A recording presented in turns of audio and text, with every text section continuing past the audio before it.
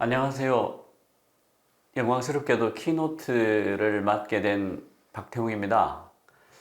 하정우 박사와 남세동 대표가 했던 키노트를 제가 이어서 하게 되니까 보통 부담이 커지는 게 아닌데요. 그 발표자 연식을 획기적으로 높여주신 그 모디언 김 대표님의 용기에 경의를 표합니다. 그 굉장히 연식이 높은 사람한테 키노트를 맡기면 어떤 일이 일어날까요? 맞습니다. 옛날 얘기를 하죠. 오늘은 그 AI의 시대라는 주제로 말씀을 드리려고 합니다. 흔히 산업혁명이 몇 번째인가에 관해서 몇 가지 얘기들이 있어요. 이번이 세 번째 산업혁명이다라고 하는 쪽이 있고 네 번째 산업혁명이다라고 말하는 쪽이 있습니다. 제레미 리프킨 같은 분이 이번이 세 번째 산업혁명이다라고 주장하는 쪽이에요. 그러니까 미디어가 인쇄 매체에서 전기전자에서 인터넷으로 넘어온 시기다. 그리고 동력으로 보면 전기와 석탄에서 전기와 석유를 쓰다가 이제 재생에너지를 쓰게 되는 시대다. 그러므로 지금은 세 번째 산업혁명이다. 라는 게 제레미 리프킨 씨의 주장이고요. 클라우스 슈왑 같은 경우는 이번이 네 번째 산업혁명이라고 얘기를 합니다. 그러니까 전기를 쓰다가 전기와 철강을 쓰다가 석유를 쓰다가 디지털 혁명까지가 3차고요. 그러니까 전기에서 전기, 철강, 석유, 디지털 혁명까지가 3차고 4차는 빅데이터와 인공지능과 로봇과 양자암호와 사물인터넷과 나노기술과 생명공학과 3D 인쇄까지가 붙어서 4차 산업혁명이다라고 하는 게 클라우스 슈왑의 주장인데요. 사실 들어보시면 알겠지만 조금 분류가 구차하죠. 그러니까 사실은 4차 산업혁명이라는 거는 그 역사적이거나 사회적인 분류라기보다는 마케팅적인 분류가 아닌가 하는 게 제 솔직한 느낌이에요. 그러니까 전기에서 전기로 넘어왔는데 그 다음에 디지털로 갔다까지는 이해할 만한데 그게 갑자기 빅데이터와 인공지능과 로봇과 양자암호 사물인 이렇게 넘어가 버리면 와, 이해를 앞에 분류하고 이게 기준이 같은가 하는 의문을 갖게 되죠. 그래서 사실은 저도 4차 산업혁명이라는 단어를 그렇게 좋아하지 않습니다. 굉장히 비과학적으로 들리거든요. 근데 미국의 PBS라는 공영방송에서 이번이 두 번째 산업혁명이라는 굉장히 재미있는 아주 유의미한 분류를 내놨어요. 그러니까 첫 번째 산업혁명이 Beyond Our Body, 우리의 사람의 몸을 넘어서는 것이었다면 두 번째 산업혁명은 Beyond Our Mind, 우리의 마음 정신을 넘어선다는 거예요. 그러면 우리가 두 번째 산업혁명이 우리한테 어떤 의미를 가지고 있느냐를 알고 싶으면 첫 번째 산업혁명에서 무슨 일이 일어났는가를 보면 되겠죠. 그 얘기를 좀 해보려고 합니다. 첫 번째 산업혁명이요, 전기 동력이 수십 배로 시작해서 수백 배, 수천 배의 지수함수를 그리면서 인간의 몸의 한계를 넘어섰어요. 그래서 어떤 일이 생겼냐면 양들이 사람을 잡아먹었고 스모그가 도시와 그 안에 있던 모든 생물들의 호흡기를 틀어막았어요. 양들이 사람을 잡아먹었다는 건 어떤 뜻인가 하면 전기기관으로 방적기의 생산 능력이 엄청나게 커지니까 굉장히 많은 양털이 필요해진 겁니다. 전 세계로 수출할. 그래서 어떻게 됐냐면 귀족들이 자기들 땅에서 농민들을 내몰아버려요. 더 이상 여기서 농사를 짓지 마라. 하고 양을 키운 겁니다. 그걸 엔클로즈 무브먼트라고 하는데요. 그래서 그 쫓겨난 농민들이 올 데 갈 데가 없어서 도시 빈민으로 전락을 하게 됩니다. 그래서 엄청나게 많은 도시 빈민이 이때 생겨요. 그리고 석탄을 엄청나게 써대니까 1952년 12월 5일 날 런던의 하늘이 굉장히 대기가 정체가 됐어요. 거기에 스모그가 결합을 한 겁니다. 그래서 하루 저녁에 10,000명이 죽습니다. 굉장한 일이 일어났던 거죠. 이런 일도 있습니다. 1830년도에 미성년 아동 노동에 관한 영국 의회 조사 보고서인데요. 공장이 바쁠 때 이 소녀들 몇 시에 출근하는가? 바쁠 때는 약 6주간인데 새벽 3시에 나가서 밤 10시에 돌아온다. 19시간 노동 중에 휴식 시간은 얼마나 되는가? 아침 식사에 15분, 점심에 30분, 차 마시는데 15분이다. 사고를 당한 일이 있는가? 큰딸이 손가락을 다쳐서 5주간 치료했다. 그동안 임금을 받았는가? 사고가 나자마자 임금은 전액 지불이 정지되었다. 이때 그 영국의 평균 수명이 20대였습니다. 엄청나게 많은 사람들이 이런 잔혹한 노동을 하다가 죽었어요. 그러니까 첫 번째 산업혁명이 일어났을 때 우리는 산업혁명으로 인류의 생활 수준이 굉장히 올라가고 멋진 일이 일어났을 거라고 생각하잖아요. 그런데 사실은 평균적인 서민의 생활 수준이 예전 수준으로 돌아오는데 걸린 시간이 90년입니다. 그 90년 동안에 대부분의 사람들에게는 산업혁명은 하나의 지옥이었던 거죠. 그리고 이제 Beyond Our Mind, 두 번째 산업혁명이 사람의 마음을 뛰어넘는 두 번째 혁명이 시작되고 있는 거죠. 과거를 돌아본다면 1차 산업혁명 때 그랬듯이 인류는 또 한 번 오랜 기간 동안 변경의 바깥으로 내몰릴지도 몰라요. 인간의 정신, 다시 말해서 인간 자체가 되체되고 있기 때문이죠. 인간의 지각이 미처 알지도 못한 사이에 조작당할 수도 있게 됐다. 그런데 이번에는 몸이 아니라 정신이 대상이다라는 게 2차 산업혁명의 본질일 수 있다는 겁니다. 그 페이스북의 감정 조작 실험이 굉장히 유명하죠. 페이스북에서 우리가 피드를 컨트롤함으로써 그것을 읽는 사람의 감정을 건드릴 수 있는가에 관해서 실험을 했어요. 그러니까 굉장히 긍정적인 것들이 많이 올라가게 해보고 부정적인 것들이 많이 올라가게 해봤습니다. 그래서 어떻게 됐느냐? 실제로 읽는 사람의 감정이 그렇게 반응을 하더라는 거예요. 페이스북이 처음에 이걸 굉장히 자랑스럽게 논문을 냈습니다. 광고를 냈죠. 우리는 이렇게 할 수 있다. 그러다가 나중에 이게 문제가 되니까 슬그머니 그 홍보를 줄이는데요. 애플의 신용평가 시스템 사례도 있죠. 그 애플이 신용카드를 발급하지 않습니까? 거기서 이제 신용카드를 발급하기 위해서는 신용평가를 해야 됩니다. 그래서 이제 그 대상이 되는 사람의 모든 데이터들을 입력을 하는데 굉장히 놀라운 것은 그 입력에서 젠더와 관련된 어떤 사항도 다 집었어요. 그러니까 이 데이터가 남자의 데이터인지 여자의 데이터인지 알 수 없게 입력을 했다는 거예요. 그런데 놀랍게도 명백한 젠더 차별을 나타내는 결과로 이어졌다는 겁니다. 근데 인공지능이 어떤 거예요? 인공지능은 잠재된 패턴을 찾아서 그것을 자동화하는 게 인공지능이잖아요.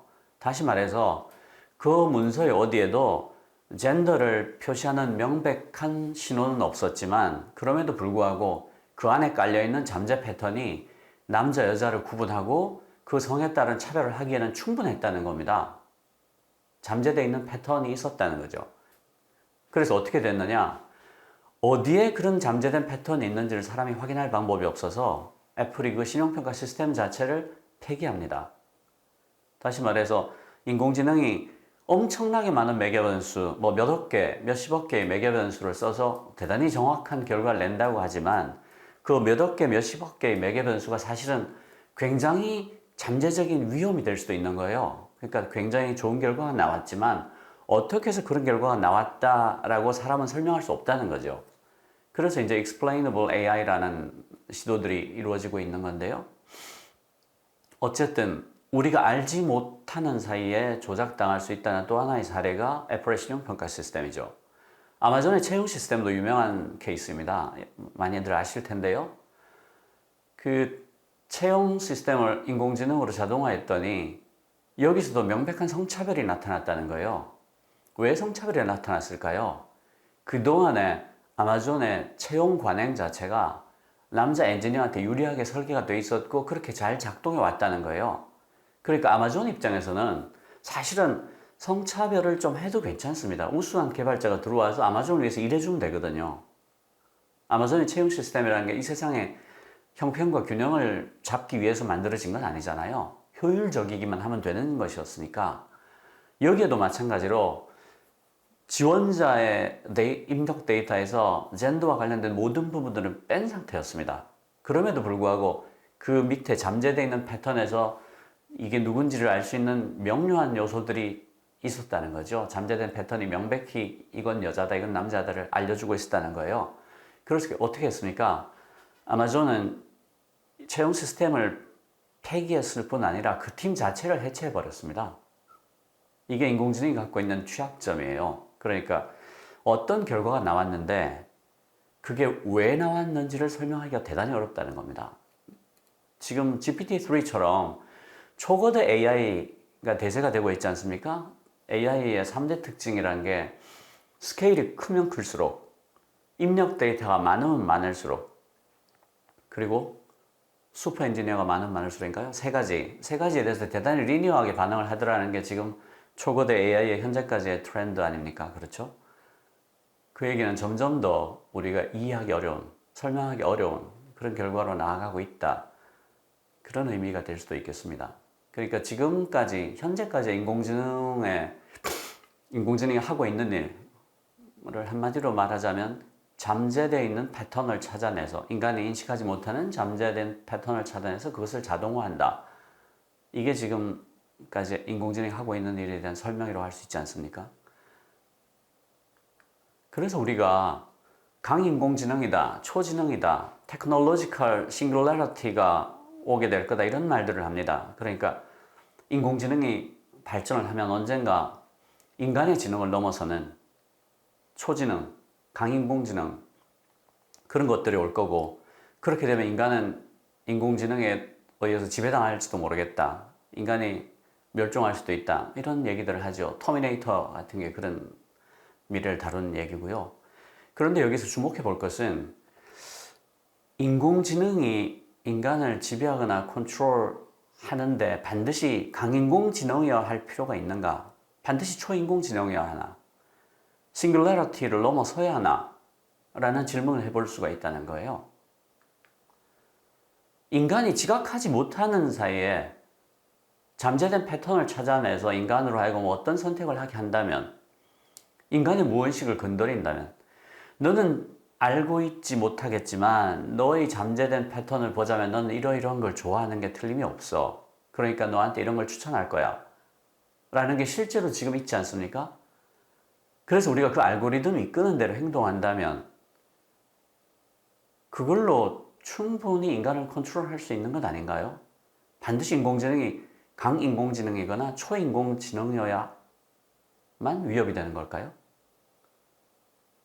그러니까 이미 2차 산업혁명이 시작됐다면, 그 2차 산업혁명의 지향점이 beyond our mind라면 이미 우리 마음속으로, 우리 마음을 넘어서 인공지능이 작동하고 있는 게 아닐까요? 그 두 가지 예를 들어드리겠습니다. 2017년도에 미국 질병통제예방센터 CDC라고 하죠. 15세에서 19세 사이 어린 소녀들의 자살률이 2017년에서 2015년 사이에 2배가 되었다고 밝힙니다. 그리고 이것이 소셜미디어에 노출되어서 그랬을 거라고 짐작한다라는 리포트를 냈어요. 그리고 얼마 전에 월스트리트저널에서 페이스북의 내부 자료를 확인해서 특종을 터뜨립니다.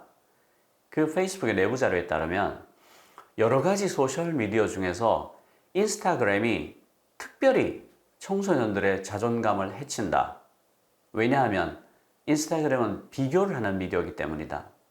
다른 사람과 비교하고 가장 아름답고 가장 멋있어 보이는 순간을 필터를 입혀서 내보내면서 끊임없이 비교를 하게 만들고 자존감을 훼손시키고, 그래서 애들 우울증이 높아지고 결국 그것이 자살률 증가로 이어질 수 있다라는 내부 리포트가 있었다는 거예요. 알고도 그랬다는 거죠. 그러니까 2017년도에 CDC에서 내놓은 자료에서 15세에서 19세 사이의 어린 소녀들의 자살률이 2007년에서 2015년 사이에 2배가 증가되었는데, 그게 소셜미디어, 그 중에서도 인스타그램 때문이었다라는 내부 리포트가 있었다는 겁니다. 이게 뭡니까? 인스타그램의 추천 알고리즘이 어떤 게 있을까요? 인스타그램이요, 살을 빼는, 다이어트를 하는 사진을 몇 장만 보면요, 추천하는 사진들이 그걸로 도배가 됩니다. 굉장히 비현실적인 몸매를 가진 여자들 사진을 몇 장만 보면 그런 사진들로 도배를 해줍니다. 끊임없이 악의 나선 축으로 들어가게 되어버린다는 거죠. 거기다가 자아가 아직도 형성 단계에 있는 어린 소녀들이 그런 미궁에 빠지면 어떻게 될까요? 알고리즘의 지배를 받았다라고 말할 수 있는 게 아닐까요? 페이스북에서 자기들 트래픽이 떨어졌을 때 아마 2017년께였을 겁니다. 알고리즘을 바꿉니다. 어떻게 바꾸냐면 좋아요보다 싫어요나 화났어요에 가중치를 훨씬 많이 줍니다. 거기다 공유를 하게 되면 좋아요보다 30배가 더 많은 점수를 주는 겁니다. 그렇게 뉴스피드를 재배치했어요. 그래서 어떻게 됐냐면 유럽의 정당들이 페이스북에 항의하는 레터를 보냅니다. 뭔가 하면 예전에는 좋아요와 네거티브와 포지티브한 컨텐츠를 반반씩 내보냈었다는 거예요. 그런데 이 알고리즘을 바꾼 뒤에 어떤 일이 생겼냐면 예전과 같은 도달률, 예전과 같은 클릭률을 받기 위해서는 부정적인 뉴스를 80%나 비중을 올려야 됐다는 거예요. 그런데 유럽의 정당들로서는 그렇게 하지 않을 수가 없죠. 예전과 같은 도달률을 유지를 해야 하니까. 자기들을 지지자들한테 자기들의 주장을 알려야 되니까. 그래서 네거티브한 컨텐츠 비중을 80%로 올리면서 페이스북에다 경고를 합니다. 이렇게 하면 당신들의 소셜미디어가 사회의 양극화를 부추길 거다. 파퓰리즘으로 몰고 가야 될 거다. 이거 옳지 않다. 이렇게 하지 말아달라 하는 경고를 보냅니다. 페이스북에서 내부에서도 그걸 알고 있었어요. 이번 월스트리트저널에서 공개한 그 내부 리포트에 보면 부정적인 게 더 올라갔다. 우리는 사회를 망치고 있다라는 리포트가 있습니다. 그렇지만 마크 저커버가 이렇게 얘기해요. 트래픽 증가를 훼손하지 않는 선에서만 그것을 고치겠다라고 말을 합니다. 그것도 내부 리포트에 나와요. 그러니까 우리는 Beyond Our Mind의 시대로 들어섰고 그것이 초인공지능이 아니어도 싱글레리티를 지나지 않아도 이미 우리의 마음에 강력한 영향을 미치고 있다는 증거들인 거예요. 그러니까 1차 산업혁명 때 양들이 사람을 잡아먹고 스모그가 런던 시민들을 하룻밤에 10,000명이나 죽였던 것처럼 가혹한 노동으로 소녀들이 손가락이 잘리기도 하고 전체 평균 수명이 20대로 떨어질 만한 가혹한 조건들에 90년 동안 매여 있다가 해방됐던 것처럼 지금 우리는 이미 AI 시대, Beyond Our Mind 시대로 들어와 있는 것이고 거기에 따른 피해들이 이렇게 보이는 겁니다. 그게 Beyond Our Mind로 끝나는 것도 아니고요. 지난 2000년 투자은행 골드만삭스에서 주요 고객의 주식 거래를 위해서 600명의 트레이더를 고용했는데요. 17년이 지난 2017년도에는 같은 일을 하는 직원이 딱 2명이 남았습니다. 나머지는 어떻게 됐냐고요? 나머지는 알고리즘이 하고 있죠. 알고리즘이 사람의 자리를 없애버린 겁니다. 그 대신에 굉장히 많은 엔지니어들이 뒤에서 알고리즘을 짜고 있죠. 브루킹스 연구소는 이렇게 예측을 합니다. AI가 고졸 이하 인력보다 대졸자를 5배가량 대체하게 될 것이다. 왜냐하면 이번 혁명은 Beyond Our Mind, 그러니까 마음과 정신을 대체하는 거니까 정신노동을 하는 사람들이 대체가 된다는 뜻이에요. 그래서 뭘 해야 하나? 뭘 해야 할까요? 디지털 리터러시와 AI 리터러시가 어느 때보다도 중요해졌습니다. 그러니까 이게 대체 무엇을 의미하는가를 사람들이 이해할 수 있어야 하고 이해하도록 만들어야 합니다. 그러니까 알지 못하는 사이에 조작당할 수가 있으니까 새로운 질서에 지배당할 수 있기 때문에 어떤 위험이 우리 앞에 있다를 사람들한테 가르쳐야 되고요. 이것을 어떻게 써야 한다를 알 수 있게 해야 되는 겁니다. 그러니까 우리 교육이 디지털 리터러시와 AI 리터러시에 훨씬 더 많은 자원을 배분하고 시간을 써야 한다는 것이죠. 왜냐하면 이번 혁명은 Beyond Our Mind에 관한 것이니까요. 알지 못하는 사이에 조작당하는 것이고 알지 못하는 사이에 지배당할 수 있으니까 무엇보다도 AI가 스며드는 기술이지 않습니까? 눈에 보이지 않아요. 뒤에 있습니다. 그러니까 이걸 알게 해줘야 된다는 거죠. 새로운 룰도 필요합니다. 플랫폼 기업, 플랫폼 노동, 알고리즘 기업, 알고리즘 노동 이런 얘기들이 나오고 있지 않습니까? 그러니까 예전에 우리가 재벌들이 불공정한 관행을 할 때 공정거래위원회를 통해서 관리들을 해나갔죠. 새로운 질서에서는 재벌들의 자리를 플랫폼 기업과 알고리즘 기업이 대체하게 될 겁니다. 새로운 공정거래 룰이 필요한 거예요. 이것은 보이지 않는 게임이기 때문에 훨씬 더 중요합니다. 새로운 룰이 필요해요. 그리고 사회적 안전판이 어느 때보다 중요해졌습니다. 노동의 유연함은 피할 수 없는 흐름이지 않습니까? 그렇다면 쫓겨났을 때 떨어져 죽지 않을 정도의 안전판이 마련돼야 한다는 게 4차 산업혁명 시대 혹은 인공지능의 시대에는 필수적인 제도가 된다는 것이죠.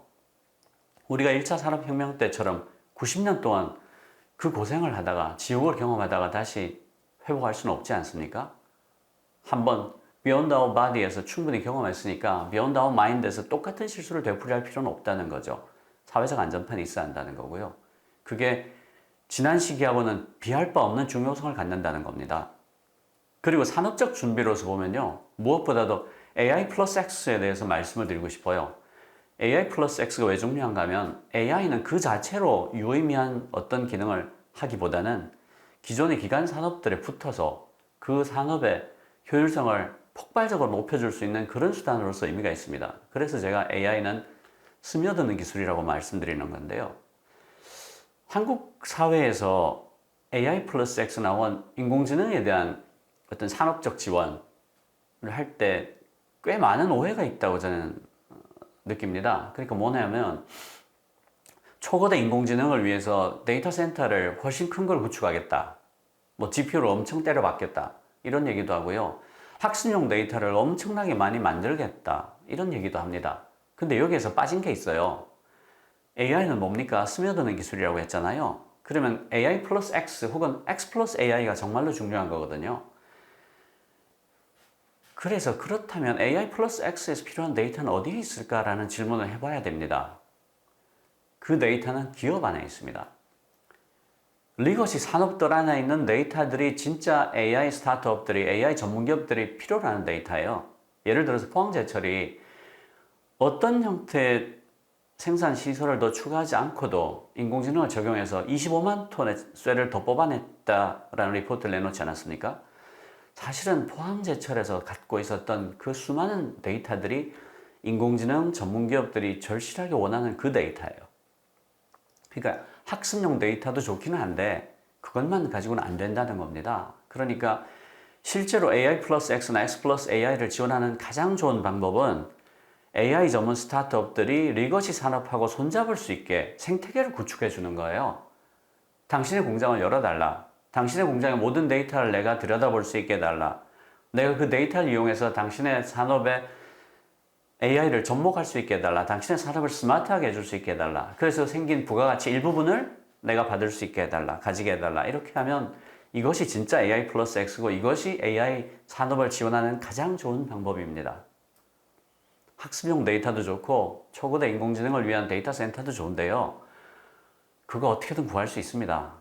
이미 충분하거든요. AI 전문 기업들이 절실히 원하는 것은 기간 산업하고 AI가 함께 붙어서 윈윈 할 수 있는 생태계를 구축하는 것입니다. 그런 점에서 한국 정부가 대단히 중요한 포인트를 놓치고 있어요. 내년에 하겠다고 하는 AI 지원 사업의 내용을 봐도요. 대부분이 초거대 지능을 위한 데이터 센터 구축이나 학습용 데이터의 구축에 있습니다. 그리고 AI 전문 기업을 위한 펀드를 지원하겠다, 새로운 스타트업을 만들어주겠다 이렇게 하고 있는데요. 잘못 짚었습니다. 아니에요. AI 플러스 X를 위한 생태계를 구축해줘야 되고요. 어떻게든 기간 산업들이 AI 전문 기업들하고 만날 수 있는 만남의 장을 만들어줘야 되고요. 거기서 베스트 프랙티스를 만들어내서 그것을 확산시키는 겁니다. 성공 사례들을 하나라도 더 만드는 게 AI를 산업을 지원하는 가장 훌륭한 방법이에요. 생태계가 답입니다. 그리고 인재는 현장에서 구해야 합니다. 그러니까 기간 산업에 있는 분들이 AI 전문 기업들하고 손을 잡고 인공지능에 대한 이해를 넓히고 인공지능을 이렇게 적용하니까 정말 좋구나를 깨닫게 되고 그래서 혼자서도 인공지능을 잘 쓸 수 있게 되는 거 그게 한국 사회가 할 수 있는 최고의 산업적 준비가 될 것입니다. AI 플러스 X 혹은 X 플러스 AI가 우리가 지향해야 될 답입니다. AI는 생태계입니다. 네, 긴 말씀 들어주셔서 고맙습니다. 감사합니다.